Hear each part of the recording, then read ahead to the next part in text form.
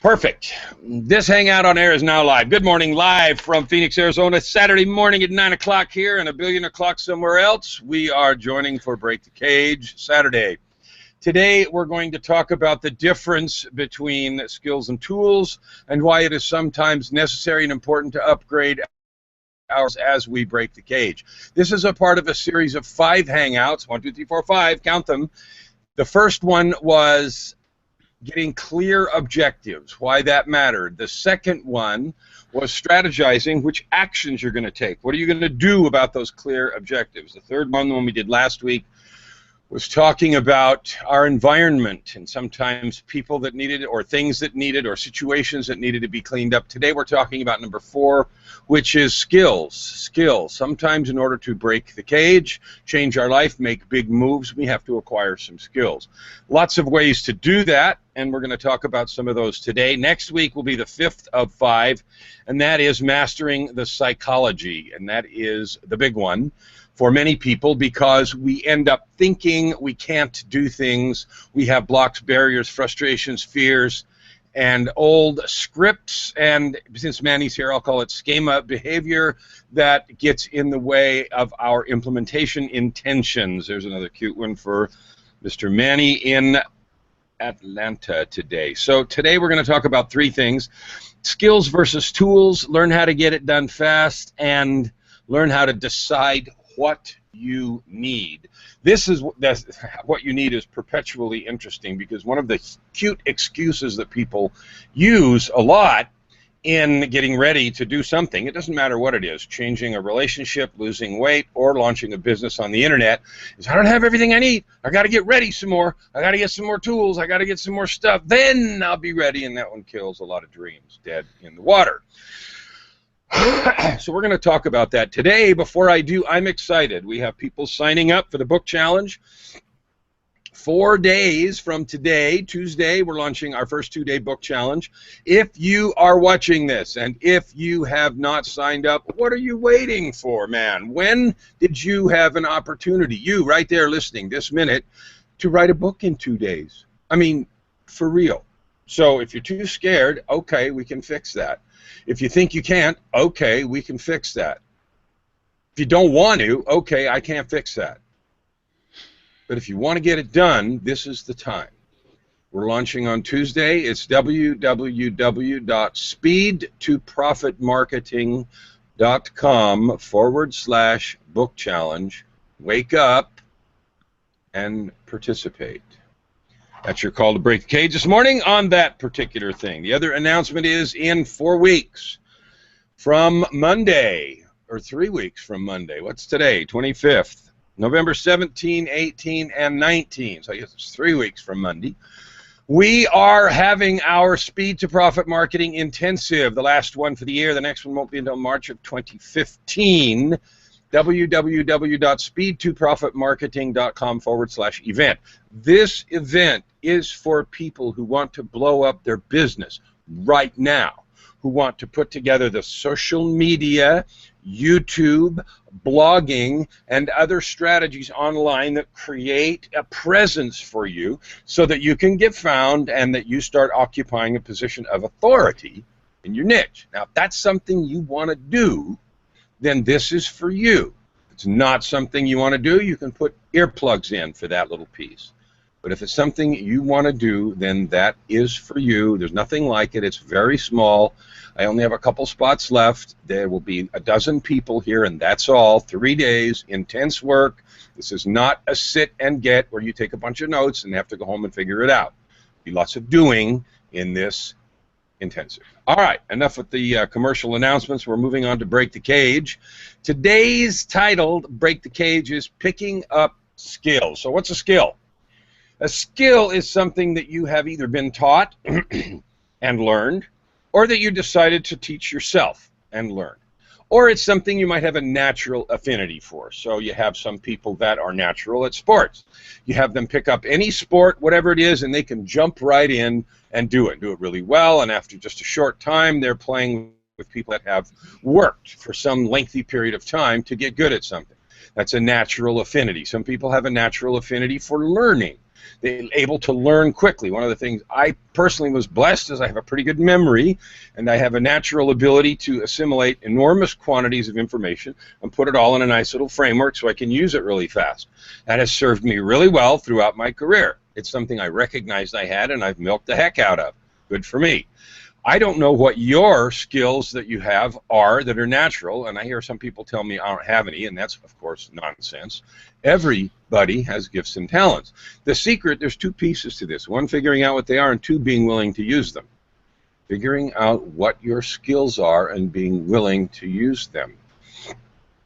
Okay, it is really rare, and I can't think of a single case, but I'll say rare to allow for the possibility that there is one, where I would visit with the prospect and talk about their gifts and talents, where we can't figure out a way really quickly in 15 minutes or half an hour where they can use that skill or talent to both make themselves happy and serve other people, and in the process get paid. You can always figure out how to do that.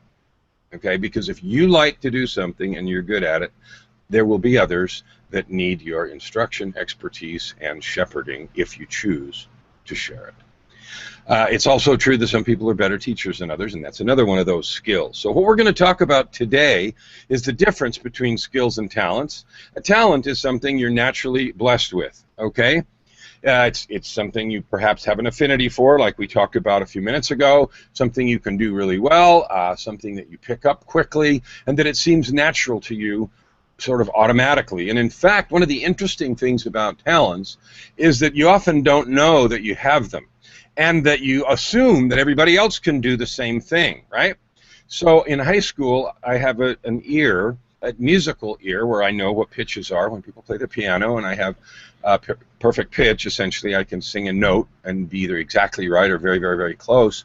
But when someone plays a note on a trumpet, on a piano or something, I don't know why. I know what that note is. I can say, well, that's a G, and I could walk over and draw it on the musical staff, right? I didn't know everybody couldn't do that. I didn't know that was different, right? And so I'm a senior in high school. I'm a senior in high school, right?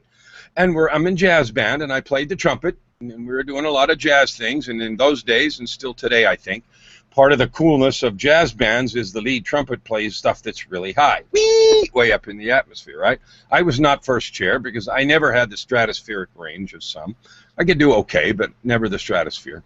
But I love listening to that stuff. And Maynard Ferguson and, you know, some of the good jazz greats, Don Ellis back in the 60s, anyway, they could play really high notes, and when we would listen to these things the jazz band was going to play, why we would hear the band, you know, their band do it, and so we would hear what it sounded like, get the groove and all that stuff.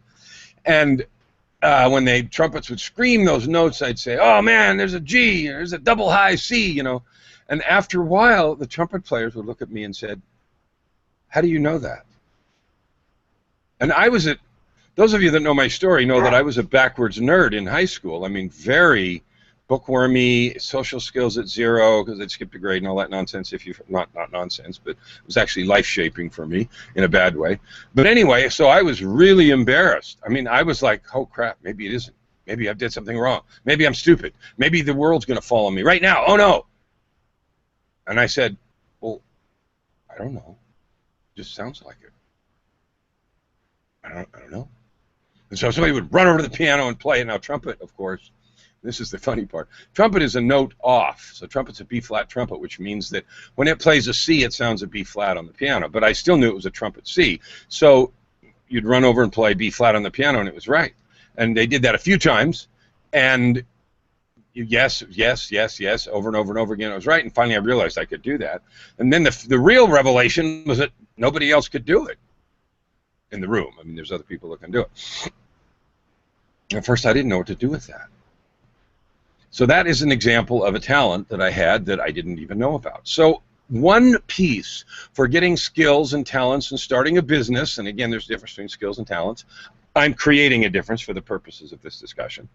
Talents are those things you naturally have. Skills are those things you intentionally go acquire. And you can develop a talent into a more honed and refined skill. I did that with the musical ear. I learned the ability to do chord recognition, where you'd play a group of 3 or 4 notes on a piano, and I would instantly be able to tell that was a C half diminished 7th.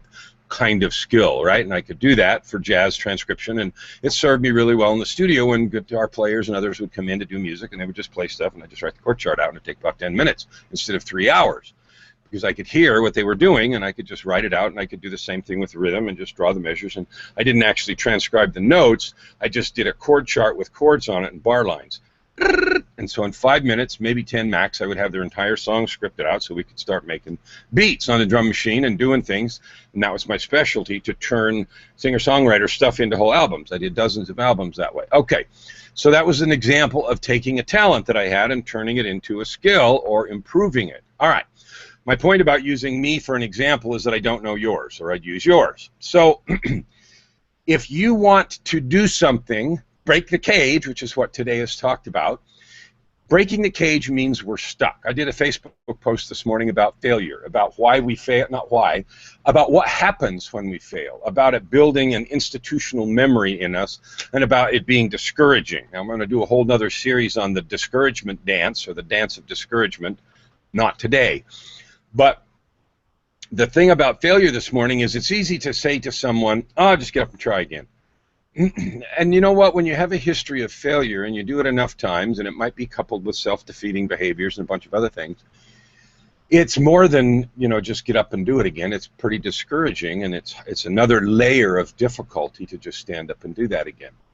Sometimes when we are trying to develop talents, particularly if we're a little bit, you know, not sure, and we have that insecurity gene running through us, like I did, we're afraid of developing our talents. We're afraid of standing out in a crowd. We're a little afraid of doing something for fear that it will be wrong, and we will be demonstrating the fact that the negativity that we thought was true.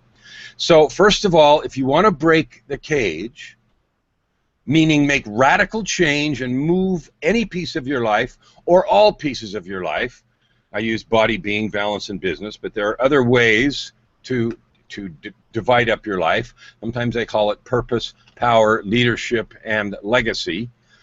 But if you want to make a change in your life, you have to do the 5 steps. Where do you want to go? What are you going to do? Clean up the environment around you. And then what skills do I need, which is part 4 where we are today, to get there. They may come from a talent I have, and that's why I actually want to go to that new goal, because I've always kind of wanted to do that. Or something may have happened in your life and just really piqued your interest. And so you just, you know, decide you want to. The common thread between those two is it's a decision. I want to develop this talent I already have, or acquire this skill that I don't have. Another example from my life, since it's the one I only have to use, is skiing.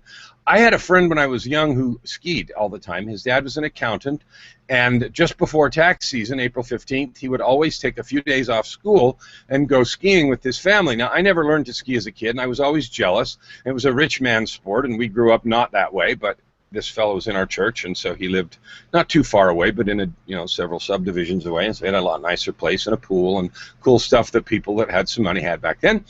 And he went skiing for a few days, and so he did break his leg once, the fabled break leg skiing thing.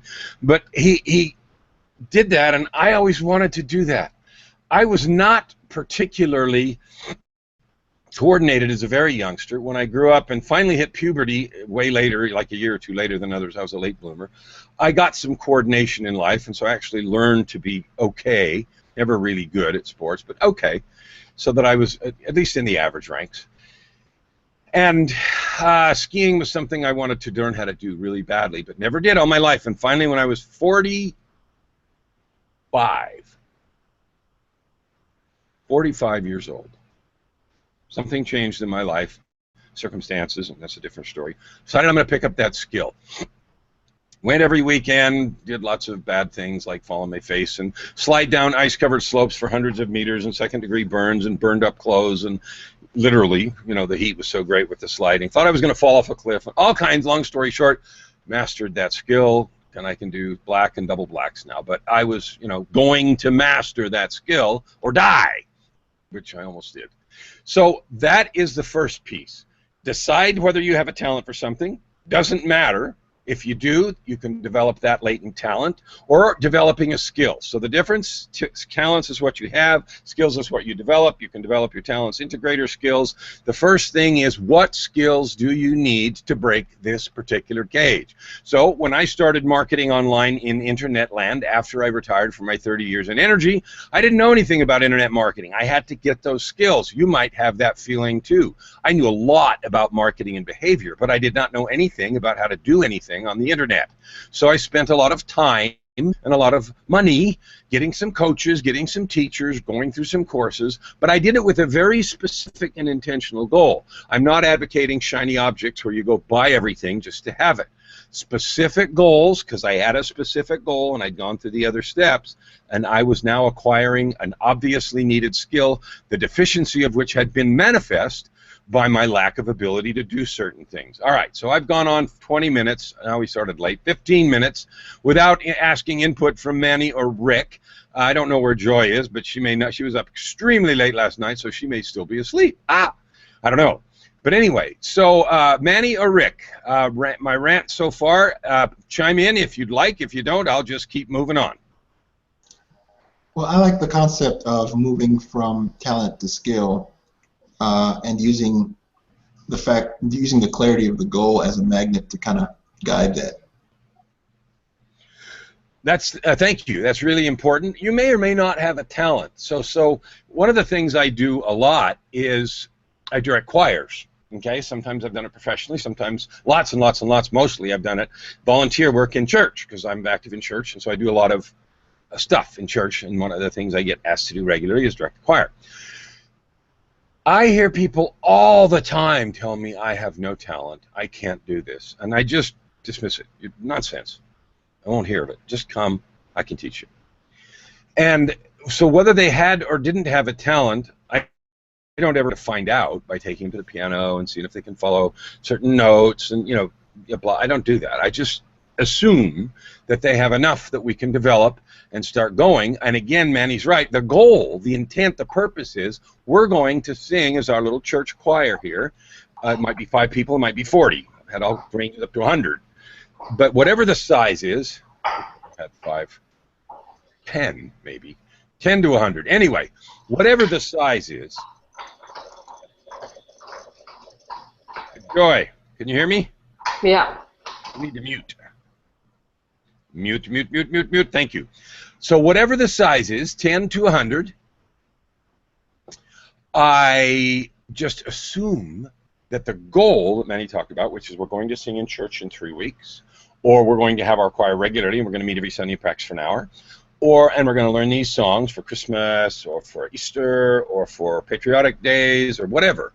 You know, here's the goal, and we're going to sound decent, and I won't put up with crappy sound, and so I'm going to require that everybody work really hard and try, and I'm a ruthless taskmaster in choir, and people always comment on how rigorous my choir practices are, and then they also comment on how freaking good they feel when they sound like $1,000,000.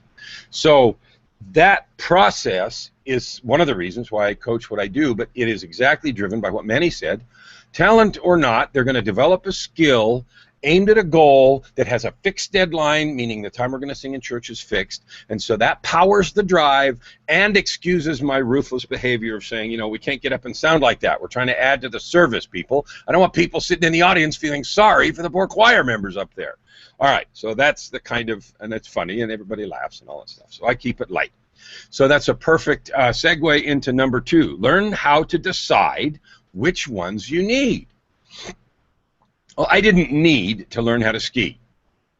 I needed it only because I wanted it. So that was a want. It was something I just wanted, and I remembered Billy, when he was a kid, he got to go all the time, and it was a rich man's sport, and I now, you know, in that time in my life, had enough money that it didn't matter. I could do whatever I wanted, and so that was perfect. I get to do this now. Oh, I'm 45. I don't have the facility of learning like a kid. That's okay. I'm going to do it anyway.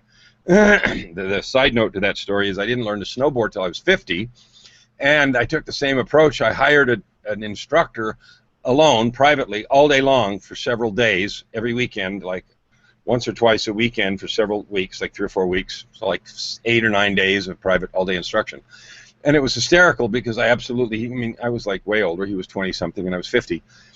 And he was all worried that I was going to break and all that sort of thing. And I told him, look, don't even get your panties in a twist about that. I'll take care of it. When I'm tired and I want to quit, I'll tell you. Otherwise, beat the crap out of me and let's get this done. So it was funny because on the first day he beat the crap out of me, and I laid down finally at 3 o'clock in the afternoon, flopped backwards on my back in the snow and said, I'm finished. And he laughed and he said, you told me you'd tell me. So anyway, that was about learning. So decide which ones you need. What do you want to do? What is your goal? If you want to build a business online, then you need to know with clarity what that business is, with clarity who needs those services, with clarity how to get your message in front of them, with clarity how to position and price your product, with clarity how to market it so they can find you, with clarity how to deliver that product in a way that means something for their problems, not your satisfaction. And then you know how to need to learn to be confident in its delivery so that you can charge appropriately and get paid well for your acquired skill or developed talent. Okay? So learning to decide which ones you need is your goal. Now, I did that one based on business and money, but it's exactly the same if you want to fix a relationship.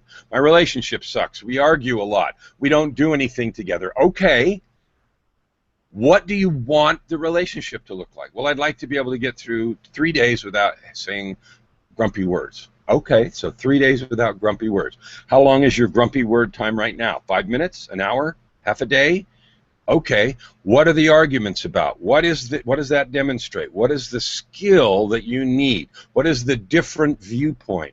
What is the consideration? How do you change your glasses? Is this a case of you see the world the way you are, not the way it is? I mean, there's all kinds of approaches to do that. But the goal was clear. I want to develop the relationship so we share more time together and so that we get through at least 3 days initially, maybe longer later, without having a grumpy session. Okay, cool.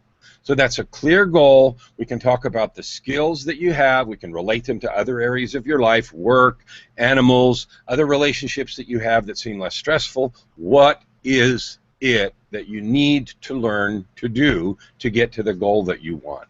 So they can come from needs, how to decide which ones you want. They can come from needs. I need to eat.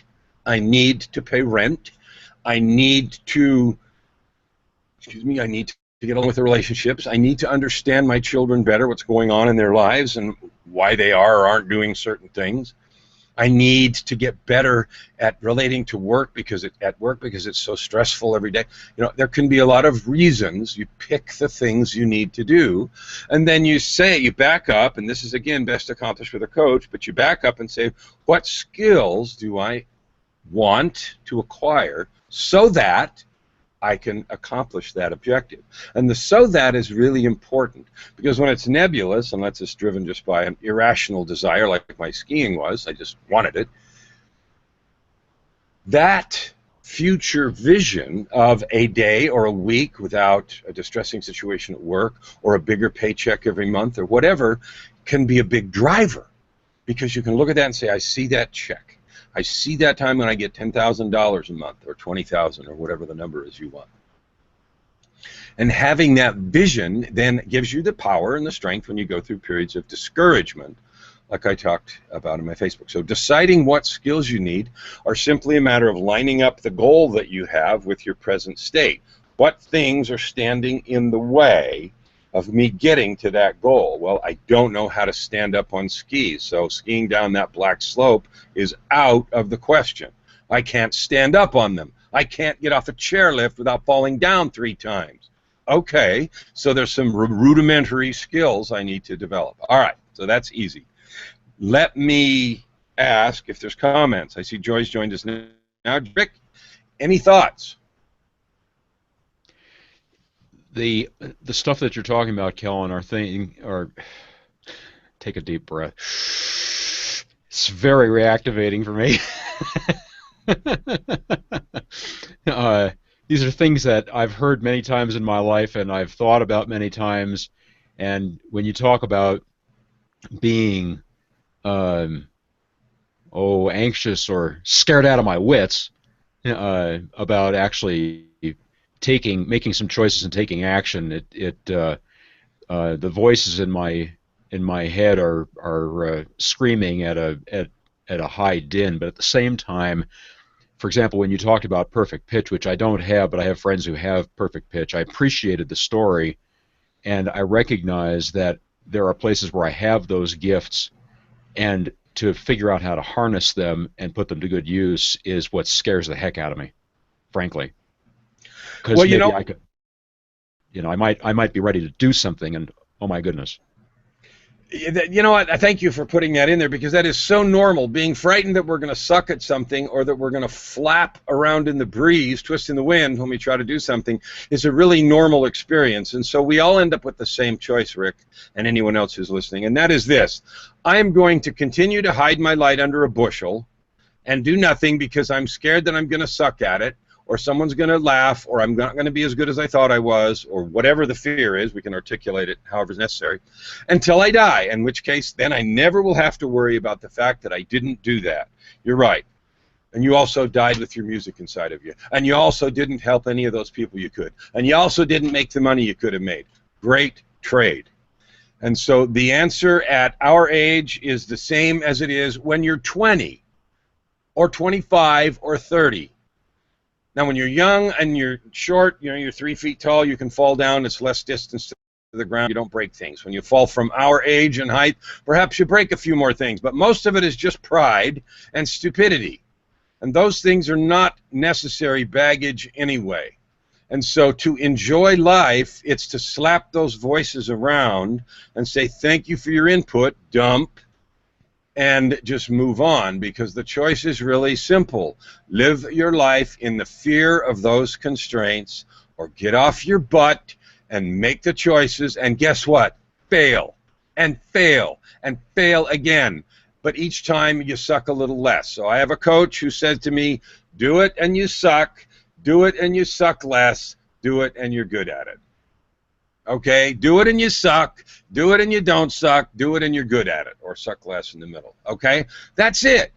Learning skills. I don't care if it's Infusionsoft or online software or marketing or speaking into a camera or programming games, which is something that Manny does, or anything else.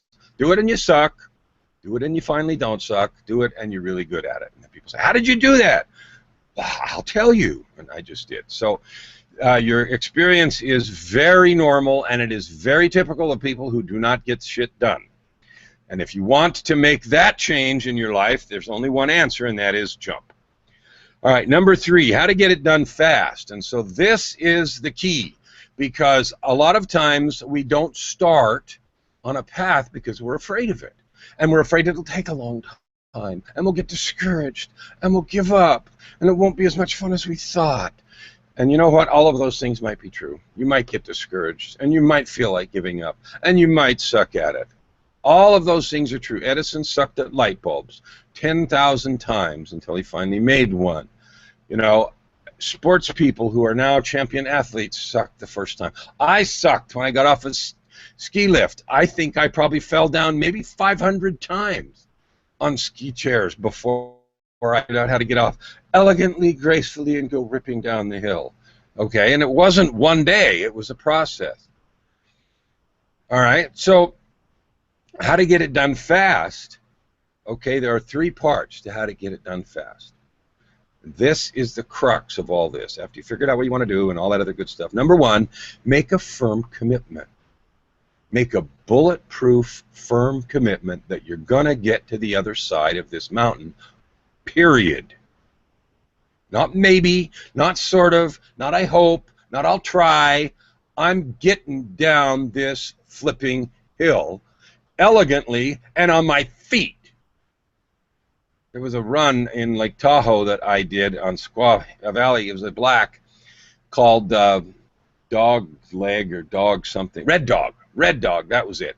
And it was an icy day once, and this, of course, was before I learned anything about elegance. And I was skiing beyond my ability, and I slipped. And I went down, and I probably went 200 meters, 200 yards, maybe 300, down the hill on my side, flailing between my back, didn't know how to stop sliding, get your feet around in front of you and do some things with the edge of your skis and all that kind of stuff. Didn't know how to do any of that. It was icy. It burned a hole in the base layer that I was wearing because of the heat of friction, and gave me second-degree burns on my arm from the heat of the friction going down that much ice. On top of that, I was headed right for an area which had been fenced off, that nice, pretty orange plastic, net fencing that they fence things off with on highway sides and things like that, where there were skiers doing races down part of the thing. So part of it had been fenced off, and I was headed full tilt boogie right at this fence. And I'm sitting here thinking, I am going to crash into all those people, and I was going very fast and smash a lot of stuff. I'm probably going to die. So I had enough time, and it was a long enough slide that I actually figured out how to sort of change the direction of the slide slightly. And so I angled just a little to go.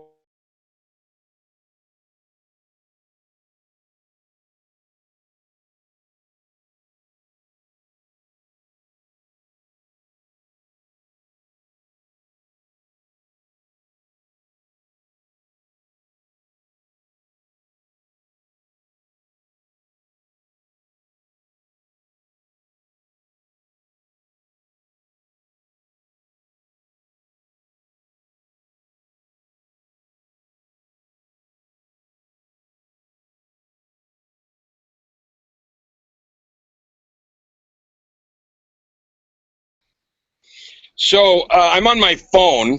I don't know, my computer just did the blue screen of death. So it's rebooting. Can you guys hear me? Yes. Rick, can you unmute and say something if you can hear me? I can hear you. Yes, Kellen, I can hear you. You cut out. All right, I can't hear you guys, but I'm just going to keep talking. So it's recording still, I see. My computer's coming back up, so I'm going to finish my story. So I was aiming at this,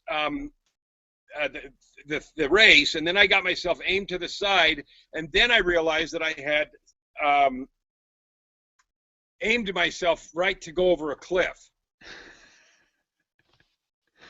And that race.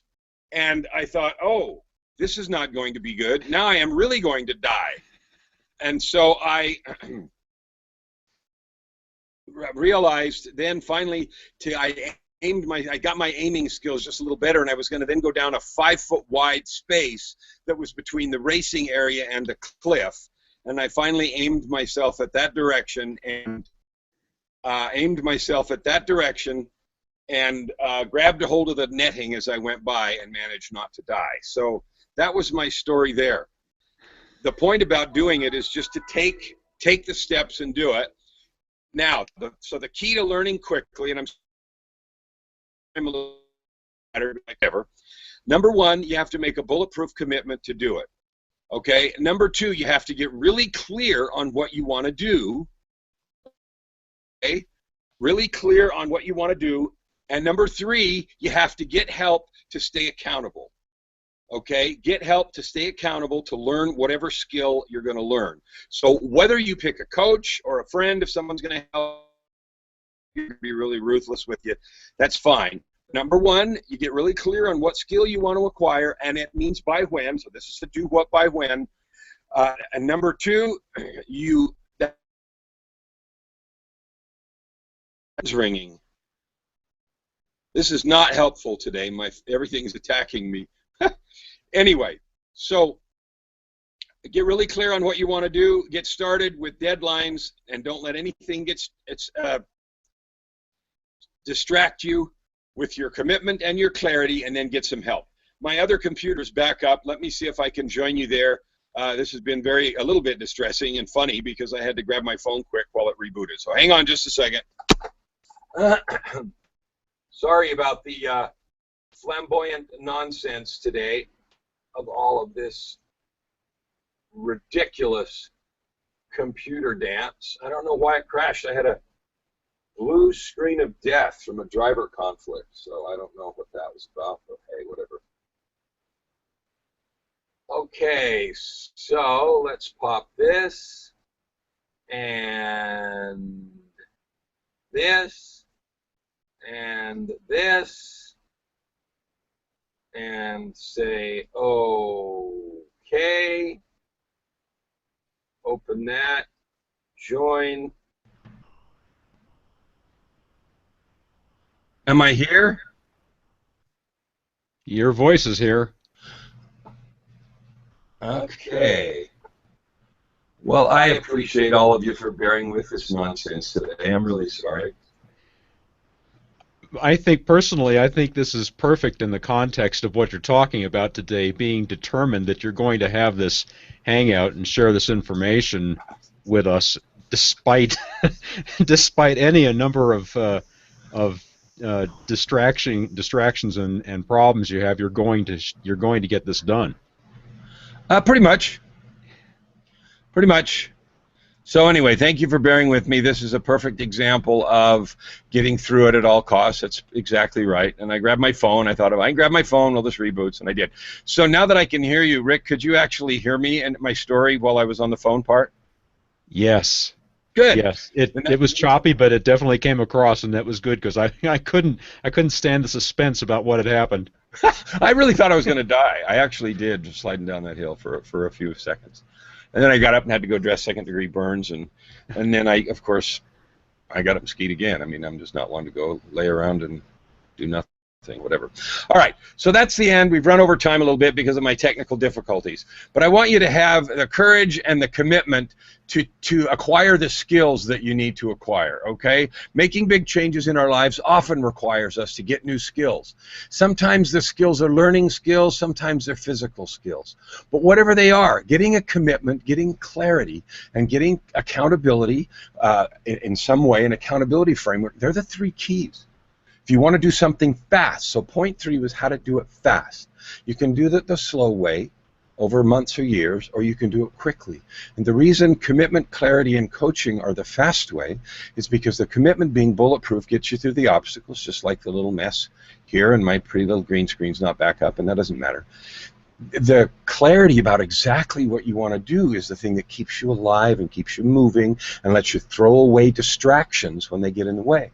And the accountability framework is the thing that gives you the speed, because you know regularly, once a week or whatever, you talk to your coach that you've got someone to talk to, you've got goals to lay off, and you've got something to look at with yourself in the mirror. So, you know what, I'm just not doing this. I'm not being lazy. I'm not being afraid. People have gone through this before. I'm not going to die. I'm going to do this. And so if you want to do it fast, commitment, clarity, and coaching is the way to get it done quickly. Thank you all for coming today for today's Saturday Broken Cage, Break the Cage, and Broken Cage Hangout. I'll open it up for any final comments. Joy, Manny, Rick, please, thank you for joining us. Thank you for your determination, Kellen. That was great. Oh, you're just absolutely welcome. It's absolutely in my nature. It's how I do things, and I would have done it regardless, because I can't stand not doing what I said I was going to do. And you know, knowing your background with Cal ISO, and I could imagine the number of times that you had these kinds of challenges getting that to work, and you persevered because you absolutely positively had to, for millions and millions of people. You know, it's true. There were more than once when there was a lot of screaming and noise and it can't be done. It was the same in Alberta when I went to redo their legislation and everything else. I had rooms full of attorneys tell me it couldn't be done, and above all things, certainly couldn't be done in the time frame we had to do it. And I never argued with anybody. I just said, okay, so tell me which part we can't do, and we'll work on that. And we got it done, and it got done in the time frame it needed done. So there is a way for each one of you that are watching this now or later to get your goals, to acquire the skills you need to, which is about today's Hangout.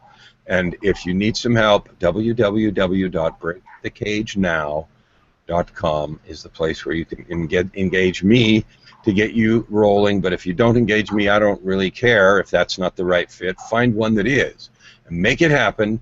Get off your butt and get your goals done. Thank you for joining us today. Join me next Saturday again for Break Cage. We'll see you later.